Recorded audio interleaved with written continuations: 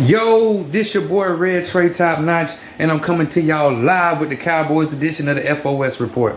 Now remember, the FOS Report is a sports channel created by me, and we're going to be, going over different teams, you know what I'm saying, as far as NFL football, college football. We're going to have some NBA in there. We even going to throw in a little baseball and some soccer. So I just wanted to let y'all know that I am expanding the channel. It's called FOS Sports. This is the Cowboys edition of the FOS Sports. So I just want to explain that to y'all real quick. And I want to issue an apology to all my subscribers, or the people who follow me and watch my videos.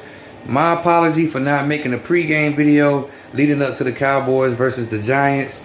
Life be lifing. I was working a double and everything, so I was just a little bit tired. But here I am with some content. Here's the recap, and here's the thoughts that I have, concerning the game. So let's get right into it, okay? Number one, shouts out to number 4. Shouts out to number 4. Now, Dak Prescott, from time to time, y'all excuse my background because I'm at work. Dak Prescott, from time to time, will get on your nerves, will hold the ball a little bit too long. And as a veteran quarterback, sometimes that kind of make you want to pull your hair. You know what I'm saying? But at the end of the day, he made some good decisions against a former Super Bowl winning quarterback. And I want to say this. I'm all over the place because this was a overtime victory. Brian Schottenheimer's first victory as a head coach. And I just wanted to say that Russell Wilson is still a capable quarterback. A lot of people give him a lot of flack. He got ran out of Denver because he didn't want to take a pay cut because he knew what his worth was. I never thought that Russell Wilson was washed at all. Okay? So I just want to say that I was one of the guys saying, hey, my eyebrow went up when he went to New York. I was like, uh-oh. And I even made that video a while back about it's going to be pressure on Dak. It's going to be pressure on Dak being the best quarterback in this division because Russell Wilson still can play. This man put up 400 yards, y'all. Now, granted, he threw a pick that ultimately cost them the game, but he still got a lot of fuel left in the tank. So the next time we play the Giants, it's not going. I know a lot of people thought we were just going to run over them. It's not going to be easy like that. They're only going to get better. Trust me, they're only going to get better. Okay? Now, I don't know if the Giants are going to fire their head coach or anything like that. I wouldn't. It's too early. It's only 2 games into the season. I wouldn't really panic.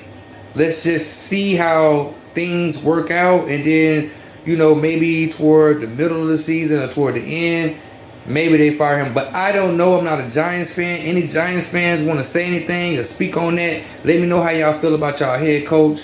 I feel like he's had to deal with the cards that he was dealt to a certain degree. I don't know if he ran Saquon out. I don't know. You know what I'm saying? So y'all fill me in on that. But I do feel like the Giants will be able to compete with us later on the next time we see. Hell, they competed with us this time and took us to overtime, and we barely won. You see what I'm saying? If it wasn't for the fact that we have a awesome kicker, shouts out to Brandon Aubrey. Shouts out to Brandon Aubrey. If it wasn't for the fact that we have an awesome kicker, we wouldn't be in the win column today. Okay, so that's just facts. All right. So I had to give a shout out to number 4, Dak Prescott, for doing this thing. I also got to give props to George Pickens for keeping his head in the game. You know what? They act like that man is just a problem. I don't see it, y'all. I just see he's real passionate and he wants to be involved in the game. He wants to compete. So shouts out to George Pickens, okay?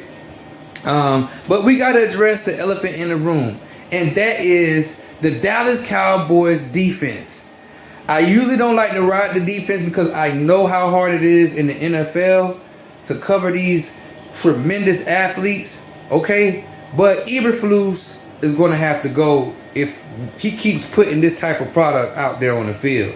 I mean, it's It's so many things that we have to address when it comes to this defense. We're probably going to need like safety help, another safety or something like that.